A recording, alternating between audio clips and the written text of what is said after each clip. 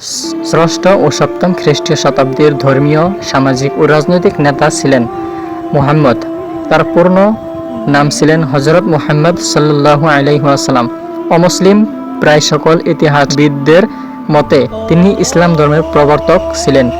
তবে ইসলামী মতবাদ অনুযায়ী তিনি আল্লাহর প্রেরিত একজন নবী, যিনি আদম, ইব্রাহিম, মুসা, ঈসা এবং অন্যান্য নবীদের একত্ববাদী শিক্ষাকে প্রচুর ও দৃঢ় করতে এসেছিলেন।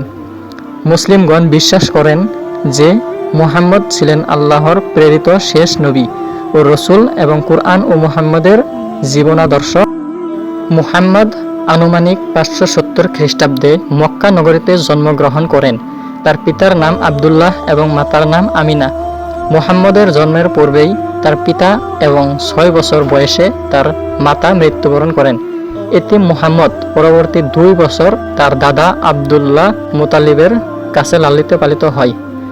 দাদার মৃত্যুর পর তার চাচা আবু তালিবের আশ্রয়ে বড় হন। তিনি শৈশবে মেষপালক ছিলেন এবং পরবর্তীতে বাণিজ্যে নিযুক্ত হন। তিনি 25 বছর বয়সে খাদিজাকে বিয়ে করেন। ইসলামের আগমনের পূর্ব থেকেই তিনি মূর্তি পূজা এবং পৌত্তলিক রীতিনীতি বর্জন করে চলতেন। নবুয়তের পূর্ববর্তী জীবনে তিনি মাঝে মাঝে নূর পর্বতের হেরা নামক গুহায় রাত্রি যাপন করতেন এবং একাগ্রচিত্তে ধ্যানমগ্ন থাকতেন। মুহাম্মদ পড়তে এবং লিখতে জানতেন না।